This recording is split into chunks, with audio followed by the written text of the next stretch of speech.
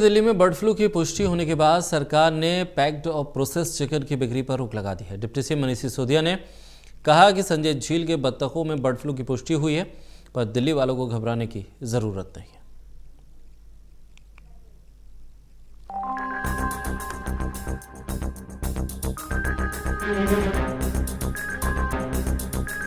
अब दिल्ली भी उन राज्यों में शामिल हो गया है जहां पक्षियों में बर्ड फ्लू पाए गए हैं। मयूर विहार, द्वारका और संजय झील में पक्षियों में बर्ड फ्लू की पुष्टि की गई है। दिल्ली के डिप्टी सीएम मनीष सिसोदिया ने हालात की समीक्षा की।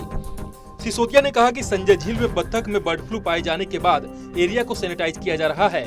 सिसोदिया ने कहा कि दिल्ली में चिकन की बिक्री पर रोक पहले से लगा दी गई थी, अब पैक्ड और प्रोसेस चिकन पर भी रोक लगा दी गई है। एक्सपर्ट से अपडेट ले रहे हैं, इसके बारे में फील्ड्स में कहाँ कहाँ क्या रिपोर्ट आ रही है उसके बारे में अपडेट ले रहे हैं।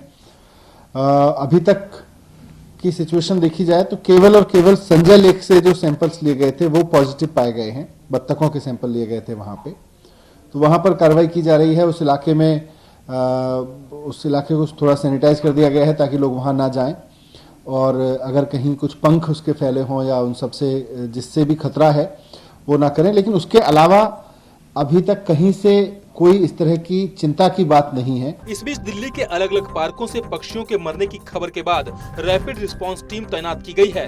नई दिल्ली नगर पालिका परिषद में भी निगरानी के लिए एक टीम गठित की गई है। इस बीच दिल्ली के डिप्टी सीएम मनीष सिसोदिया ने भरोसा दिलाया है कि दिल्ली में बर्ड फ्लू की पुष्टि के बावजूद घबराने की जरूरत नहीं है। सैंपल्स पूरी दिल्ली से उठाए हैं, वो सैंपल्स हमने भेज दिए थे, तो जालंधर से लैब में उनकी रिपोर्ट आज शाम तक आ जाएगी। और जो संजय लेक से डक्स के सैंपल लिए गए थे उनकी रिपोर्ट कल शाम आई है, वो पॉजिटिव आई है। तो इसलिए कंसर्न है, लेकिन चिंता की बात नहीं है। हालांकि दिल्ली में बर्ड फ्लू के शुरुआत में ये शुरुआती रिपोर्ट है, अभी और भी पार्कों से सैंपल रिपोर्ट आना बाकी है, जिसके बाद यह साफ हो पाएगा कि दिल्ली में बर्ड फ्लू कितना गहरा चुका है। फिलहाल एहतियातन निगरानी बढ़ा दी गई है, पर पक्षियों के मरने का सिलसिला अभी भी लगातार जारी है। Vishwajeet Jha, total news, Delhi.